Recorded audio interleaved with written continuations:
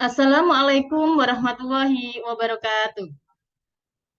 Waalaikumsalam warahmatullahi Warahmatullahi wabarakatuh. wabarakatuh. Salam dan bahagia Bapak Ibu guru hebat semuanya. Pertama, marilah kita panjatkan puji syukur kehadirat Allah Subhanahu wa taala yang mana pada hari ini kita semua diberikan kesehatan sehingga kita dapat bergabung di room Zoom kali ini. Kedua kalinya, salawat serta salam tetap tercurahkan kepada junjungan Nabi Agung Muhammad SAW. Semoga kita semua nanti mendapatkan syafaatnya di dunia ini hingga di akhirat nanti. Sebelumnya, Bapak Amin. Ibu, saya mengucapkan banyak terima kasih karena Bapak Ibu guru sudah berkenan hadir untuk mengikuti room Zoom kali ini. Pada kesempatan kali ini, saya akan berbagi pengalaman dan pemahaman terhadap penerapan budaya positif yang telah saya lakukan di kelas. Bapak Ibu, alangkah baiknya sebelum kita mulai kegiatan hari ini, mari kita berdoa terlebih dahulu. Silakan Bapak Ibu yang mau memimpin doanya, tekan raise hand. Yuk, silakan Pak Tri untuk memimpin doanya. Assalamualaikum warahmatullahi wabarakatuh. Waalaikumsalam warahmatullahi wabarakatuh. Wabarakatuh. Marilah kita berdoa, mudah-mudahan acara pada siang hari ini berjalan dengan lancar, aman. Amin. Biridhoillah, bisyafaati Rasulillah, syaulillahi lamul fatihah. A'udzubillahi minasyaitonirrajim. Bismillahirrahmanirrahim. Alhamdulillahirabbil alamin arrahmanir rahim maliki yaumiddin.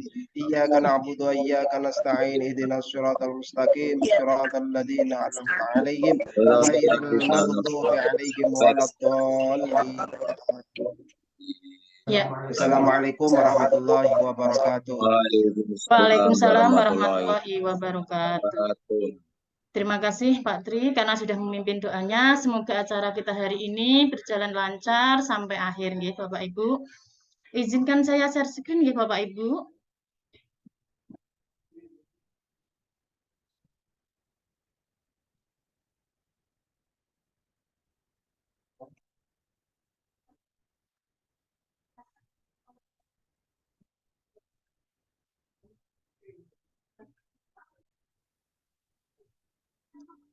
Apakah sudah terlihat Bapak Ibu?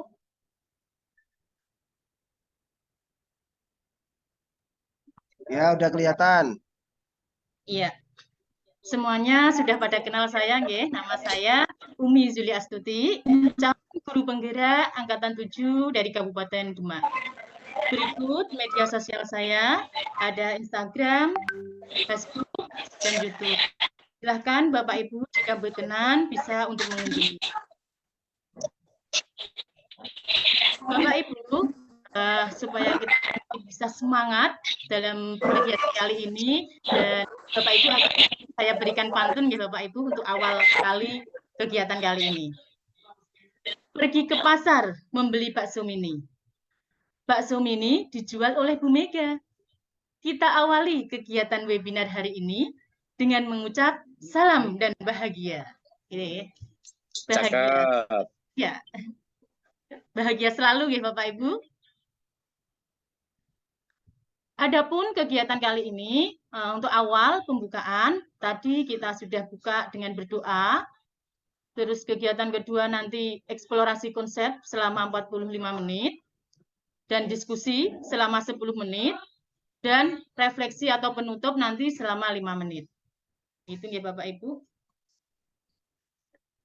Bapak Ibu, dalam room meet kali ini, kita perlu menerapkan budaya positif.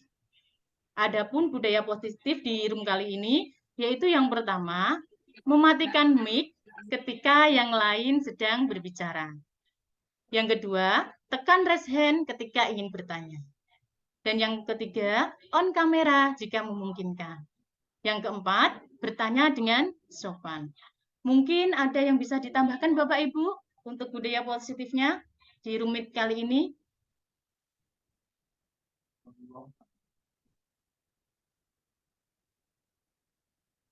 Oh iya, ya menghargai pendapat yang lain gitu nggih Bapak Ibu. Iya. Kita sepakati nggih Bapak Ibu budaya positif ini? Iya, menghargai pendapat Bu. Oh iya. Sepakat. Iya Ya, Bu, sepakat. sepakat Iya. Bu. Terima kasih Bapak Ibu. Bapak Ibu, sebelum kita ke materi, ada 3 pernyataan. 3 pernyataan berikut ini, nanti Bapak Ibu setuju atau tidak terhadap pernyataan ini.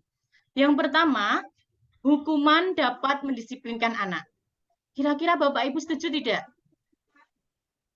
Setuju.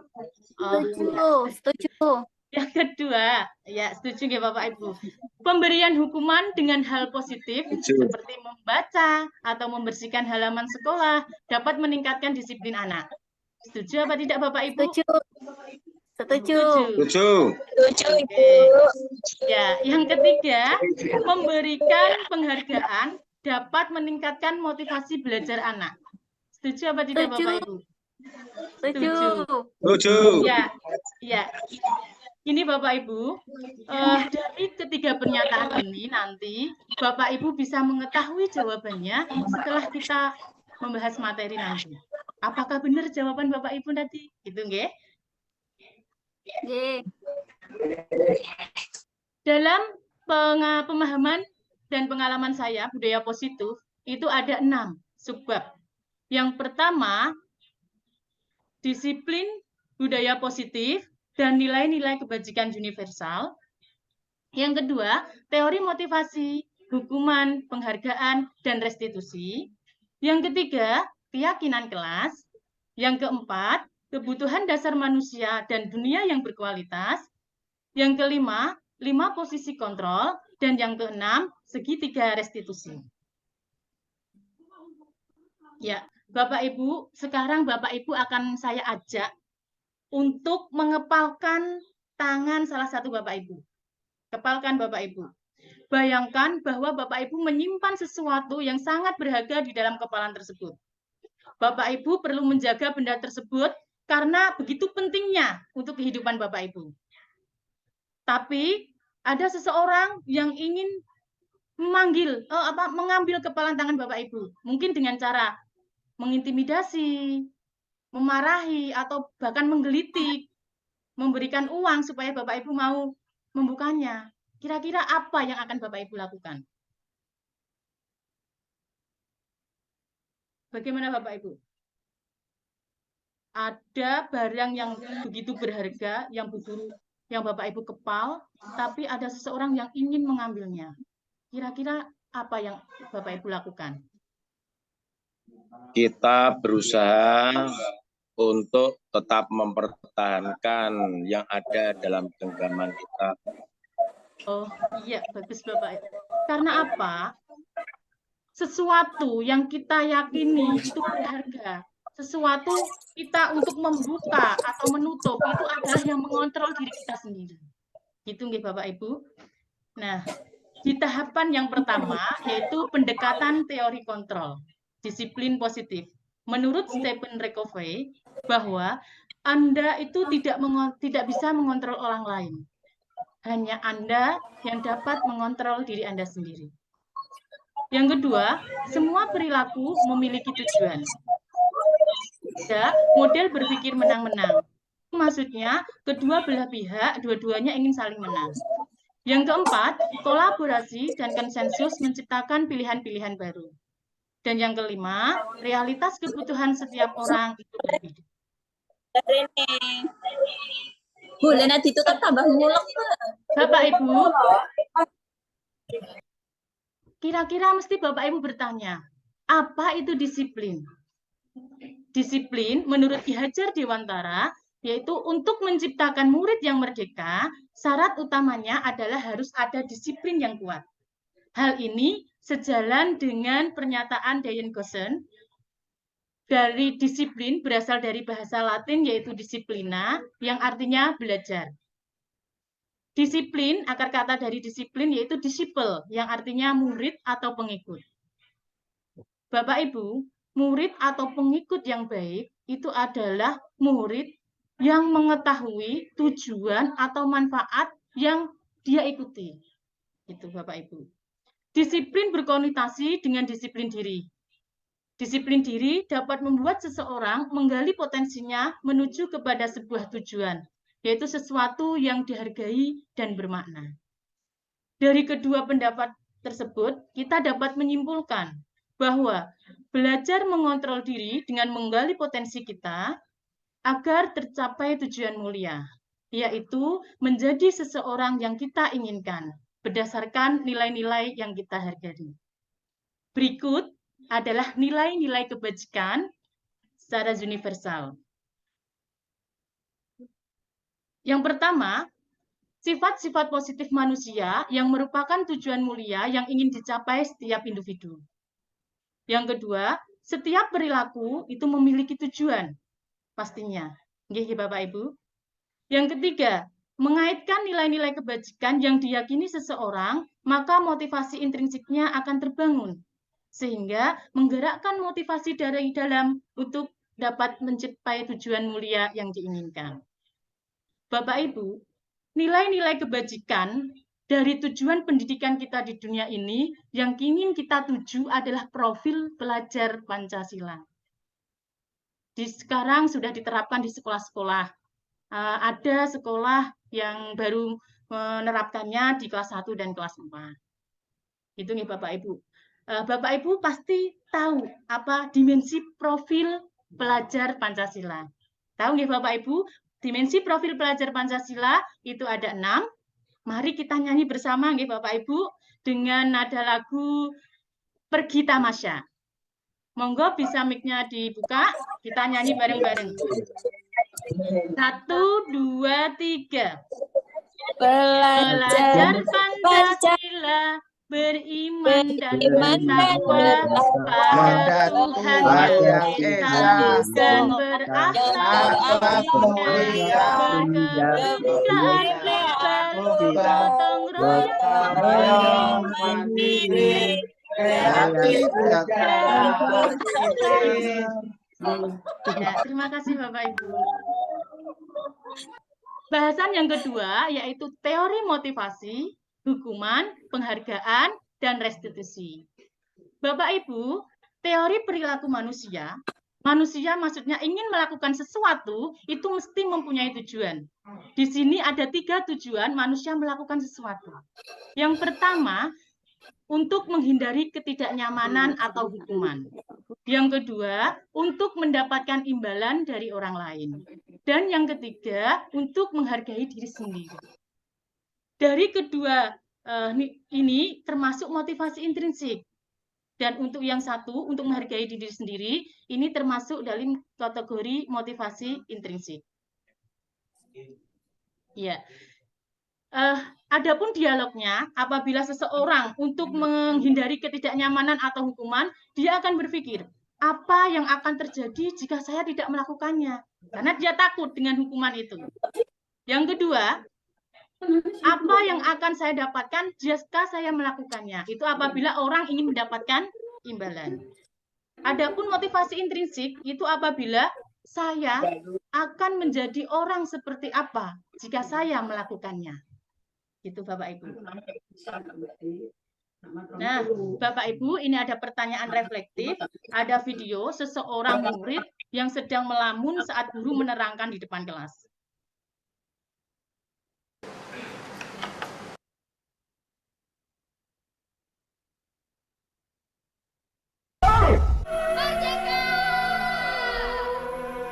Terjadi pada tanggal 10 November 1945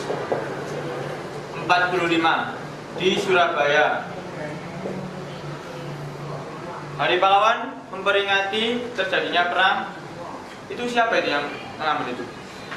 Mas, tolong.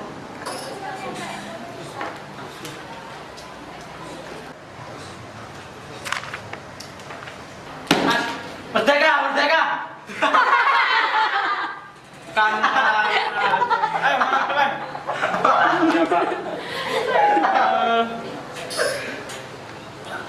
Kami ini melang terus.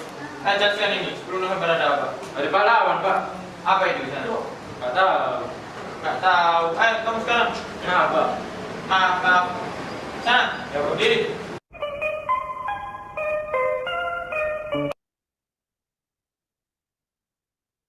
Nah, Bapak Ibu, dari tayangan video tadi, kira-kira Bapak guru tadi terhadap anak tadi memberikan hukuman atau konsekuensi, Bapak Ibu?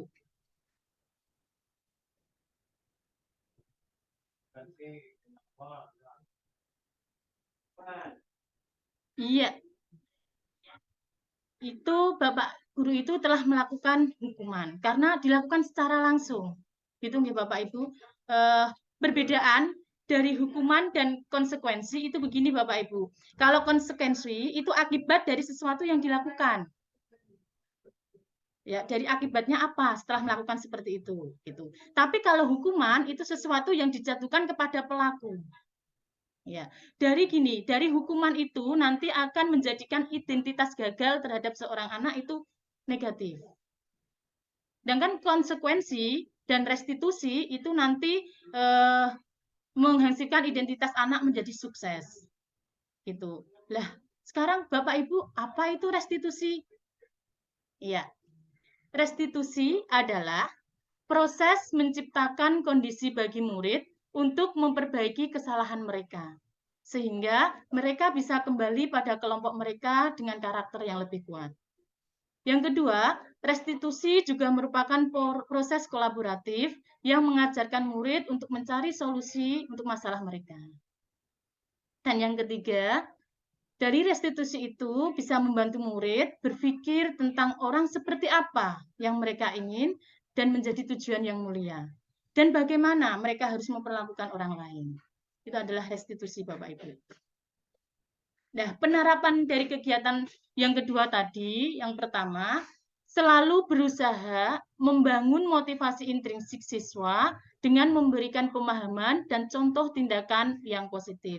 Jadi motivasi intrinsik yang kita munculkan, bukan motivasi yang ekstrinsik, ya Bapak Ibu. Motivasi dari dalam diri siswa. Terus yang kedua, selalu berusaha memilih opsi restitusi jika anak berperilaku negatif. Jadi kita pilih yang opsi restitusi, Bapak Ibu. Bahasan yang ketiga, yaitu mengapa keyakinan kelas. Tidak tata tertib kelas, kok tidak peraturan kelas, tapi kok mengapa keyakinan kelas? Kita bisa bertanya terhadap hal ini, Bapak Ibu. Mengapa kita memiliki peraturan harus menggunakan helm bila mengendarai roda 2? Yang kedua, mengapa kita memiliki peraturan 3M, menggunakan masker, mencuci tangan, jaga jarak? Seperti itu, Bapak Ibu. Lah, dalam hal ini, kita meyakini bahwa memakai helm, memakai helm itu bisa menjaga diri kita. Menerapkan 3M juga bisa menjaga diri kita. Kita yakin bahwa itu akan menjaga diri kita dari COVID. Seperti itu. Jadi kita yakin. Seseorang akan lebih tergerak dan bersemangat untuk menjalankan keyakinannya daripada hanya sekedar mengikuti serangkaian peraturan tertulis tanpa makna. Maka keyakinan kelas, Bapak Ibu. Bukan peraturan kelas atau bukan tata tertib. Karena siswa yakin terhadap dirinya sendiri nanti bagaimana. Itu nggih Bapak Ibu. Nah, bagaimana pembentukan keyakinan kelas? Pembentukan keyakinan kelas itu bersifat lebih abstrak, dibuat dalam bentuk positif. Yang kedua, berupa pernyataan-pernyataan universal. Dan yang ketiga, tidak terlalu banyak, mungkin bisa 5 atau 6 saja keyakinan kelas itu, tidak usah terlalu banyak-banyak. Terus yang keempat, semua warga kelas ikut berkontribusi. Jadi semua siswa dilibatkan dalam membentuk keyakinan kelas itu. Berikut prosedur pembentukan keyakinan kelas. Yang pertama, curah pendapat bersama anggota kelas. Jadi gini Bapak Ibu, semua siswa dilibatkan. Siapa yang berpendapat, kita catat semuanya. Meskipun pendapat itu salah atau bagaimana, kita catat semuanya. Terus yang kedua, mencatat masukan-masukan dari siswa tadi. Kita catat semuanya pendapat-pendapat dari anak-anak. Terus yang ketiga, mengubah kalimat negatif menjadi positif. Misalkan gini Bapak Ibu, ada siswa yang berpendapat, tidak boleh datang terlambat. Kita bisa mengubahnya dengan kalimat datang tepat waktu. Itu. Kalau misalkan ada tidak boleh membuang sampah sembarangan, kita bisa mengubahnya menjadi menjaga kebersihan kelas atau bergotong royong membersihkan kelas. Seperti itu. Yang keempat, meninjau kembali. Mungkin ada anak tadi yang berpendapat, misalkan tidak boleh mengolok-olok temannya, tidak boleh menyebut nama orang tuanya. Nah, seperti itu. Kita bisa jadikan satu, kan itu hampir sama ya Bapak Ibu. Lah, kita jadikan satu, saling menghormati. Seperti itu ya Bapak Ibu. Terus selanjutnya, meminta warga kelas menandatangani. Karena apa? Ini adalah keyakinan kelas bersama. Semua warga kelas menandatangani hal ini. Saya dengan cara meminta warga kelas untuk cap jempol. Masing-masing semua kelas di bagian samping-sampingnya itu. Terus yang ketiga, yang selanjutnya terakhir, tempel di dinding. Supaya anak-anak bisa melihatnya dan mengetahui dan meyakininya. Itu ya Bapak Ibu. Dari kegiatan ini, saya melakukan refleksi bahwa anak itu lebih antusias melaksanakan keyakinan kelas. Yang kedua, anak memiliki kesadaran diri untuk bertanggung jawab jika tindakan mereka tidak sesuai dengan keyakinan kelas. Adapun tidak lanjut dari refleksi yang telah saya lakukan, yaitu mengevaluasi keyakinan kelas secara berkala dan merevisinya jika ada yang tidak sesuai. Bahasan yang keempat, tema yang keempat yaitu 5 kebutuhan dasar manusia. Sebelumnya ini ada pertanyaan pemantik Bapak Ibu. Pertanyaannya seperti ini. Bu Ambar, guru wali kelas 2A di SD Pelita Hati, sedang bingung menghadapi ulah salah satu murid di kelasnya yang bernama Doni. Beberapa anak di kelas 2A telah datang padanya dan mengeluhkan Doni yang seringkali meminta bekal makan siang mereka dengan paksa. Jika Anda menghadapi situasi seperti Ibu Ambar, apa yang akan Bapak Ibu lakukan?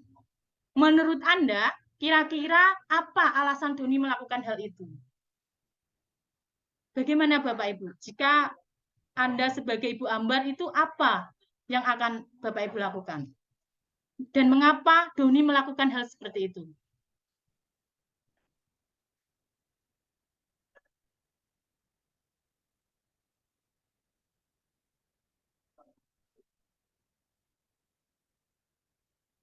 Iya, Bapak Ibu. Doni melakukan hal itu mungkin karena ingin memenuhi kebutuhan dasarnya. Ya, mungkin dia ingin mencicipi makanan temannya karena untuk mengetahui bagaimana rasanya seperti itu. Ini adalah 5 kebutuhan dasar manusia.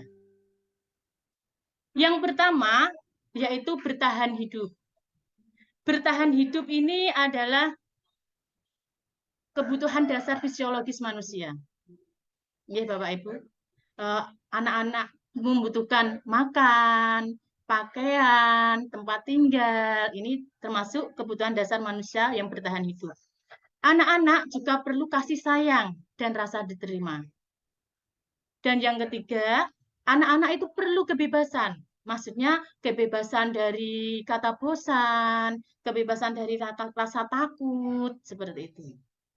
Dan yang keempat, yaitu kesenangan. Anak-anak memiliki kesenangan. Mungkin ada yang senang bernyanyi, sehingga di dalam kelas bernyanyi.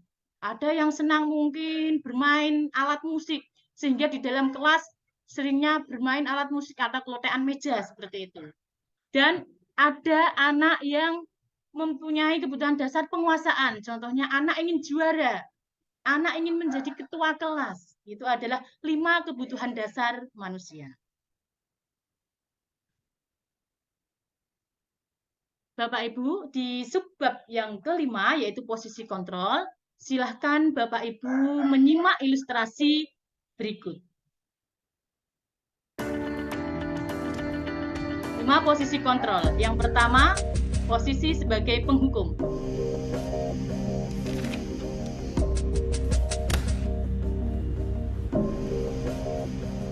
Naren! Sini kamu! Selamat pagi, Bu. Selalu terlambat. Kamu deh, pasti terlambat. Maaf, Bu. Saya... Apa? Apa coba? Alasan kamu apa lagi? Kapan sih kamu tidak terlambat? Malas sekali ya kamu jadi anak. Saya... Dasar pemalas. Gak kapok-kapok sih kamu. Sudah berapa kali terlambat? Sana, kamu keliling lapangan basket 2 kali. Kenapa saya harus keliling lapangan basket, Bu? Kenapa? Kamu mau lawan ibu? Berani-beraninya jawab. Sudah terlambat, masih berani jawab pula. Sekarang, keliling lapangan basket 5 kali sekalian. Biar kapok. Cepat. Pergi sana ke lapangan basket. Yang kedua, posisi guru sebagai pembuat merasa bersalah.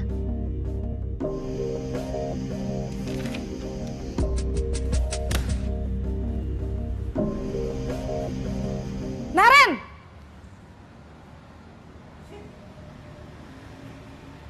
Selamat pagi, Bu. Naren. Kamu kenapa terlambat lagi, nak? Ya Tuhan, Naren. Kamu senang ya bikin ibu susah ya? Kalau kamu terlambat lagi, nanti ibu yang ditegur bapak kepala sekolah, nak. Disangka ibu tidak bisa membina kamu. Duh, gimana ini? Maaf, Bu. Duh, Gusti Naren. Kamu suka ya kalau ibu ditegur bapak kepala sekolah? Terus, sekarang ibu harus tulis apa ini di buku absen? Ini kamu sudah sering terlambat loh. Ibu harus apa coba? Maaf, Bu. Maaf sekali. Ya sudah, lain kali jangan bikin ibu susah lagi ya, nak ya. Ibu tidak akan kuat lagi kalau kamu begini terus. Bisa jantungan kalau ibu ditegur bapak kepala sekolah. Sana cepat ke kelas. Maaf ya, Bu. Maaf sekali. Posisi pembuat rasa bersalah berbicara dengan nada tenang. Yang ketiga, posisi guru sebagai teman.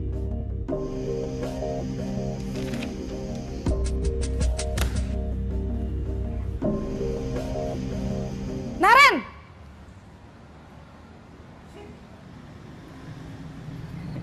Selamat pagi, Bu. Wah, sudah jam berapa ini, nak? Terlambat lagi ya, sayang. Iya, Bu. Habis ibu saya lupa bangunkan saya, Bu. Kamu malah menyalahkan ibu kamu. Kamu bukannya anak yang larinya paling kenceng. Kok terlambat sih? Iya, Bu. Saya memang terlambat bangun tadi. Jadi, biarpun saya lari kencang, tetap gak kekejar, Bu. Ya sudah sana. Nanti lain kali larinya lebih kenceng lagi ya. Biar gak terlambat lagi. Bikin seneng ibu. Demi ibu. Bisa kan? Bisa lah, Bu. Ya sudah sana masuk kelas. Ibu beresin urusan absen kamu. Kamu ini ada-ada saja. Yang keempat, posisi sebagai pemantau atau monitor.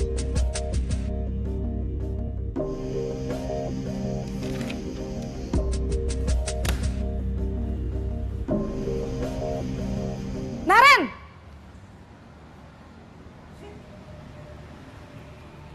Selamat pagi, Bu. Naren, apa peraturan sekolah kita tentang jam berapa kita harus masuk sekolah, nak? Kita harus di sekolah jam 7, Bu. Iya, betul. Sekarang sudah jam 7.20. Naren sudah tahu konsekuensinya jika terlambat hadir. Paham, Bu. Saya harus tinggal kelas pas... Kerjakan tugas tambahan untuk... Posisi yang keenam sebagai manajer.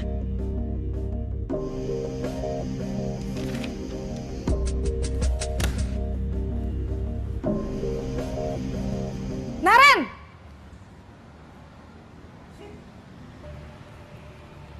Selamat pagi, Bu. Selamat pagi, Naren. Maaf, Bu. Saya terlambat. Iya, sekolah masuknya jam 7, sekarang sudah jam 7.20. Jadi sekarang bagaimana ini, Naren? Maaf, Bu. Saya lupa setel alarm saya semalam.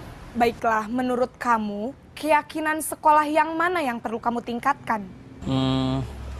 Menghargai diri sendiri dan orang lain mungkin ya, Bu. Setuju. Jadi, apakah Naren meyakini prinsip saling menghormati tersebut? Iya, Bu. Saya meyakininya. Apakah Naren bersedia memperbaiki masalah keterlambatan ini? Bersedia, Bu. Bagaimana kamu akan perbaiki masalah keterlambatan ini? Saya akan coba untuk tidak lupa menyetel alarm saya, Bu. Baik, kalau Naren lupa menyetel alarm di rumah, ada orang yang kira-kira bisa bantu mengingatkan tidak? Ada, Bu. Kakak saya, Kak Ema. Ada lagi selain Kak Ema? Selain Kak Ema, ada ibu saya. Baik, jadi yang mengingatkan Naren adalah Kak Ema dan ibu kamu ya? Kira-kira akan mulai setel alarm kapan nih, Naren? Setelah pulang sekolah, akan segera saya lakukan. Baik, jadi Naren akan setel alarm untuk bangun besok pagi dan akan diingatkan oleh kakak dan ibunda Naren ya. Ada lagi ya? Bapak Ibu, berikut adalah 5 posisi kontrol yang kita lakukan apabila murid kita melakukan suatu kesalahan. Yang pertama tadi penghukum, yang kedua adalah membuat orang merasa bersalah. Bapak Ibu, apabila kita melakukan penghukum atau posisi kita sebagai pembuat orang merasa bersalah, ini akan menjadikan identitas gagal seorang anak. Yang ketiga, yaitu teman atau menjadi pemantau. Yang keempat, menjadi pemantau. Ini akan menjadikan identitas berhasil terhadap anak. Tetapi di sini motivasi dari luar. Apabila guru tidak ada, mungkin anak akan mengulang kesalahan tersebut. Itu Bapak Ibu. Terus yang kelima, itu identitas diri yang berhasil, yaitu posisi kita sebagai manajer. Manajer itu kita membangkitkan motivasi intrinsik anak, Bapak Ibu. Dia akan belajar menghargai dirinya sendiri. Meskipun kita tidak ada, nanti misalkan tidak ada hukuman atau kita tidak ada penghargaan, itu anak-anak akan melakukan keyakinannya tersebut. Jadi motivasi dari diri anak. Perlu kita mewujudkan posisi kontrol yang menjadi manajer. Begitu nih Bapak Ibu. Sini ada apabila guru berbuat sebagai penghukum, itu mungkin bisa menjadikan anak itu memberontak. Atau mungkin dia akan ingat selalu, saya pernah dihukum Bapak Ibu Guru. Mesti Bapak Ibu Guru juga pernah ingat, dulu saya pas sekolah, mungkin kalau yang pernah dihukum ya, pernah mesti diingat terus, oh Bapak Guru ini atau Ibu ini pernah menghukum saya seperti ini. Itu. Jadi posisikan kita kalau bisa itu di posisi yang menjadi manajer. Penerapannya Bapak Ibu untuk kegiatan tadi di 5 posisi kontrol, yang pertama selalu berusaha untuk memahami persoalan terlebih dahulu dan tidak gegabah menghukum anak jika melakukan kesalahan. Yang kedua, mencari tahu penyebab dan coba menggali kebutuhan dasar yang tidak dapat dipenuhi oleh anak tersebut sehingga melakukan hal negatif. Dengan begitu kita dapat mencari solusi yang tepat. Nah, yang terakhir itu ada segitiga restitusi. Bapak Ibu mesti akan bertanya, apa itu restitusi? Gitu ya. Restitusi itu adalah proses menciptakan kondisi bagi murid untuk memperbaiki kesalahan mereka, sehingga mereka bisa kembali ke kelompok mereka dengan karakter yang lebih kuat.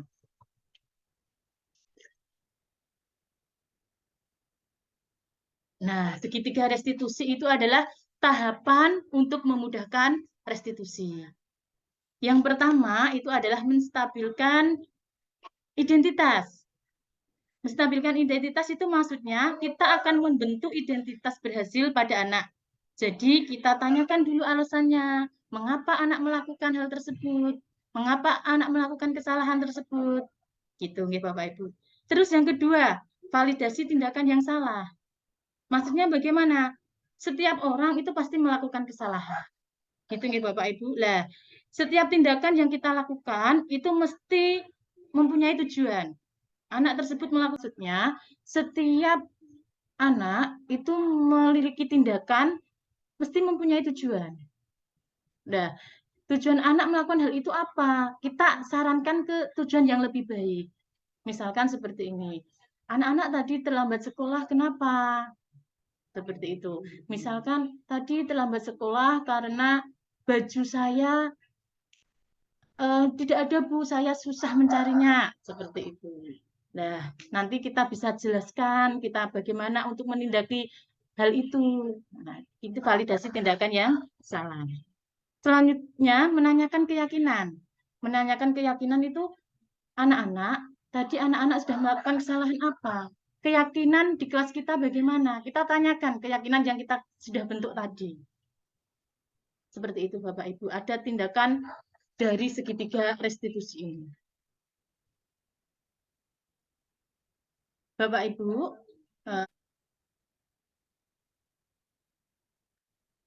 saya akan mengajak Bapak Ibu guru untuk melihat tayangan video penerapan segitiga restitusi yang telah saya terapkan di kelas.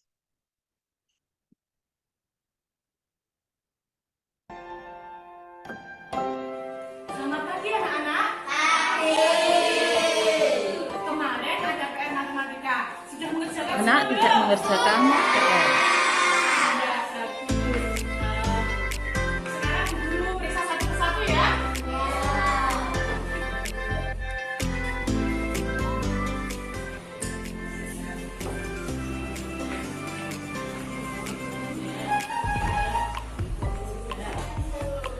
Oh, belum. Nanti istirahat menghadap Bu Yuli ya. Anak-anak, mari kita bahas PR-nya satu persatu ya. Kita bahas mulai dari yang nomor 1. Siapa yang mau maju nomor 1?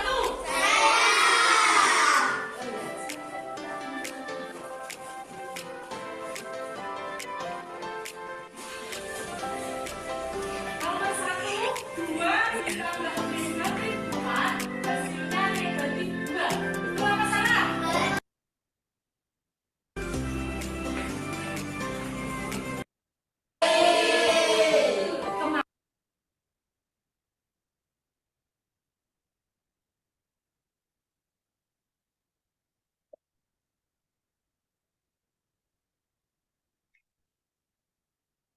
Saya akan mengajak Bapak Ibu guru untuk melihat tayangan video penerapan segitiga restitusi yang telah saya terapkan di kelas.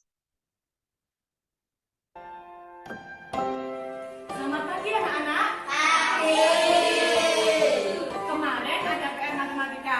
Sudah mengerjakan semua belum? Sudah. Bagus. Terdapat salah satu siswa yang belum mengerjakan Periksa PR. satu persatu ya.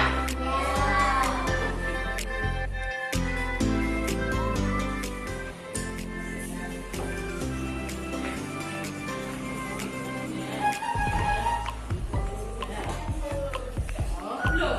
Nanti istirahat menghadap Bu Yuli ya. Anak-anak, mari kita bahas PR-nya satu persatu ya. Kita bahas mulai dari yang nomor 1. Siapa yang mau maju nomor 1?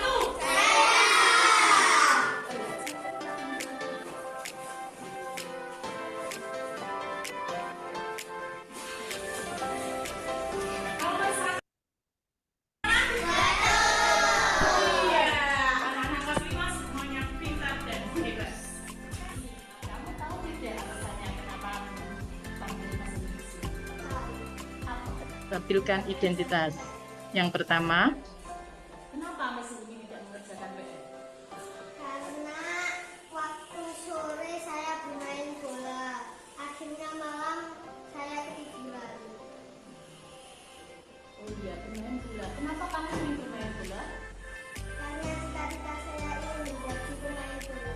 Oh iya, kita menjadi pemain bola ya. Cita-cita itu langkah kedua, validasi tindakan PR tidak. yang salah. Terus bagaimana? Untuk menunjang cita-cita kamu itu harus bagaimana? Belajar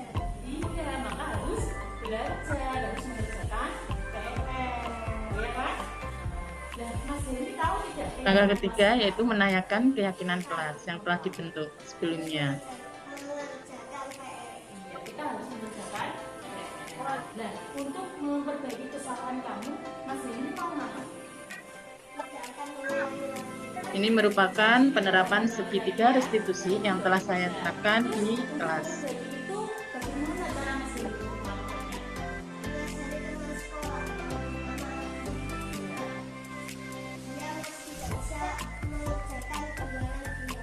Kamu mau mengerjakan kelas api tentang jalan bulan ya? Kapan?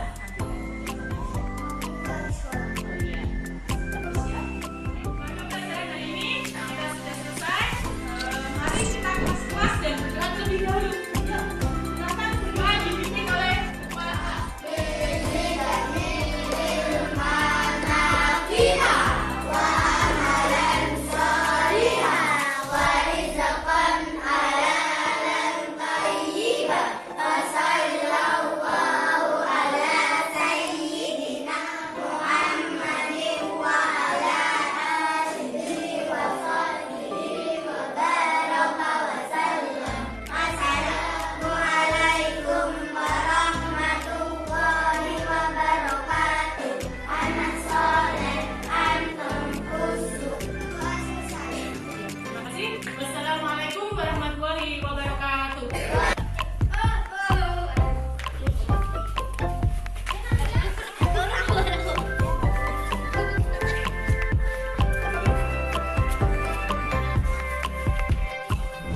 Tuh, kamu punya telur 2. Tapi kamu masih punya utang telur 4. Kamu harus membayar. Kamu punya telur 2. Bayar 2. 1, 2. Kamu kan belum bayar yang 2 lagi. Jadi, soalnya negatif.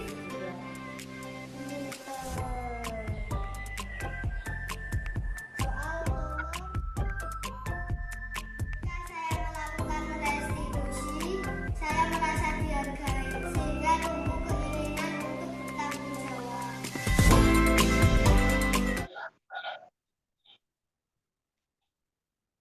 Gimana Ibu Yuli tadi? Iya, terima kasih Bapak Ibu. Tadi adalah hasil presentasi saya, penjabaran materi dari budaya positif yang sudah saya terapkan di kelas. Mungkin Bapak Ibu ada yang mau berpendapat terhadap materi yang setelah saya sampaikan atau memberikan tanggapan. Silahkan Bapak Ibu, saya buka untuk sesi diskusi dan tanya jawabnya. Ya, terima kasih. Tadi saya yang kurang begitu paham itu tentang validasi identitas. Coba sedikit jelaskan lagi, Ibu. Tadi agak kurang jelas.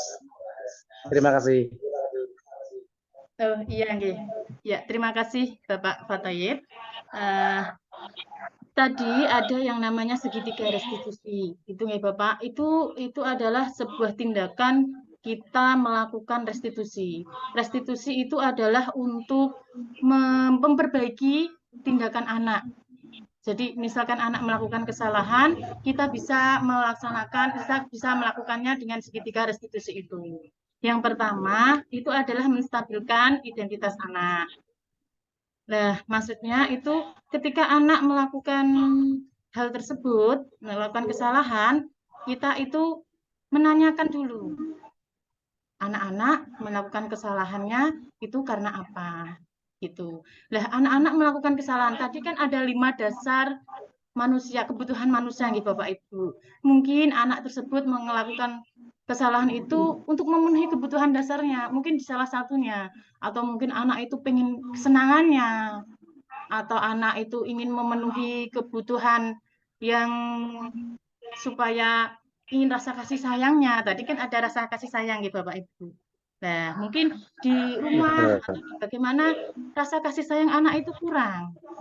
Nah, kita tanyakan apa anak-anak melakukan itu bagaimana kita lakukan. Itu memang kita harus terus-menerus Bapak, setiap hari. Kita yakinkan itu setiap hari Bapak. Terus yang kedua tadi adalah validasi tindakan yang salah. setiap tindakan itu mesti anak mempunyai tujuannya. Anak melakukan kesalahan itu mungkin ya tadi ingin memenuhi kebutuhan dasarnya, mungkin salah satunya yang 5 tadi. Nah, di situ yaitu kita memvalidasi tindakan anak yang salah ini, kita validasi ke dalam tindakan yang benar. Kita kasih tahu tindakan yang benar itu seperti ini. Itu. Alangkah baiknya anak-anak melakukan yang ini. Nah, misalkan kesalahan ini, misalkan ya kita contohkan anak-anak tidak mau membersihkan kelas dibiarkan kotor. Lah, terus ada mungkin anak-anak yang suka, itu ada kasus anak-anak yang suka mukulin temannya, gitu, ya kan? Lah, sering berkali-kali dia melakukannya.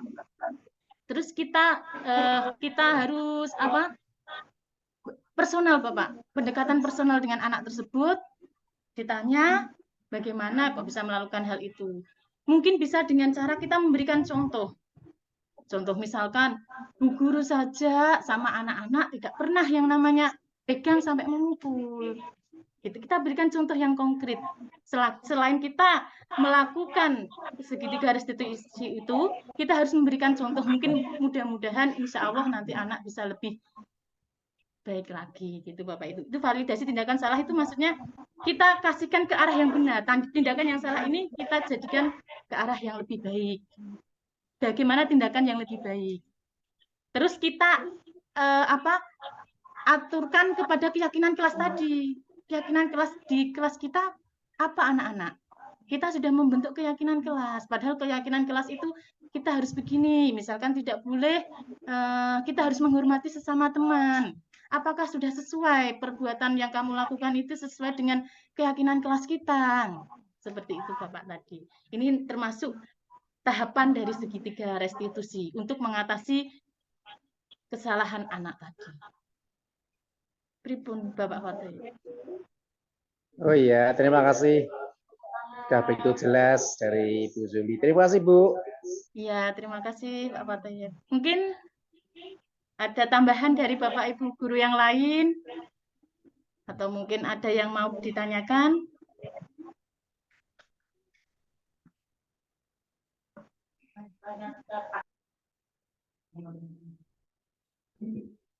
Karena ini merupakan inspirasi ya, wawasan guru. Saya kira akan dalam pembelajaran akan berjalan dengan baik karena siswa akan merasa nyaman, ya, senang, sehingga komunikasi antara guru dan siswa itu terjalin dengan baik. Maka itu sekali lagi budaya positif betul-betul diterapkan di dalam pembelajaran. Dengan demikian maka pembelajaran akan menghasilkan hasil yang memuaskan. Itu Bu Zuli, terima kasih. Saya kira tanggapan dia seperti itu. Terima kasih Bu Zuli. Ya, terima kasih Bapak Fatoyeb. Mungkin ada yang mau menambahkan, menanggapi atau memberikan pendapatnya, atau yang mau menanyakan. Silakan Bapak Ibu.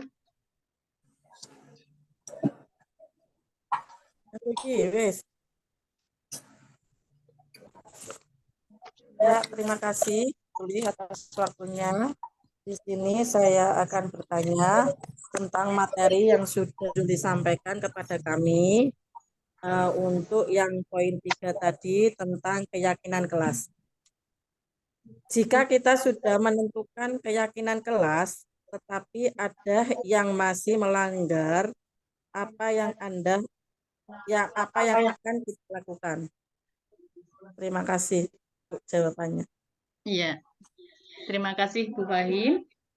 Pertanyaannya tadi, apabila kita sudah menerapkan keyakinan kelas, tapi masih ada anak yang melanggarnya, itu bagaimana tindakan kita, gitu nggih?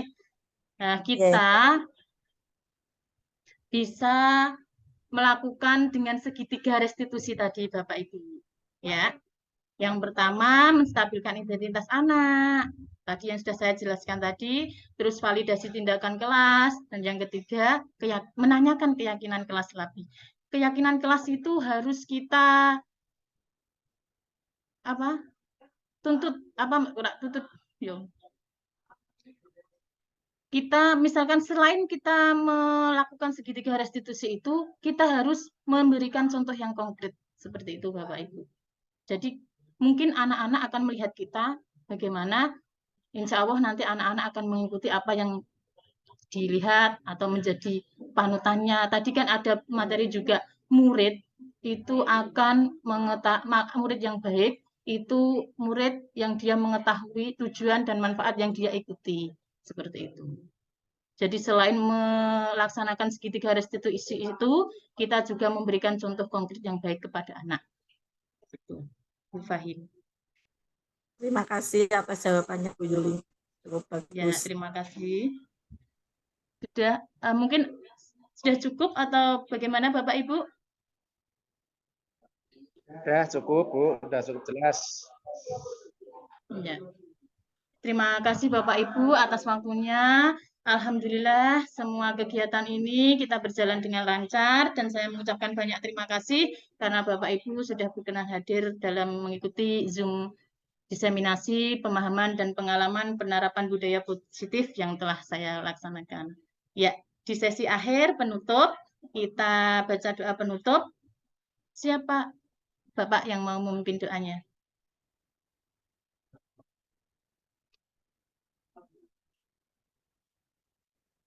Apa mungkin bisa tutup dengan bacaan Al-Fatihah gitu ya? Oh, Al-Fatihah, Alhamdulillah gitu ya. Alhamdulillahirabbil alamin. Ya. Alamin. Bapak Ibu, sesi penutup ini kita akhiri dengan sesi foto nggih? Yuk, Bapak. Siap.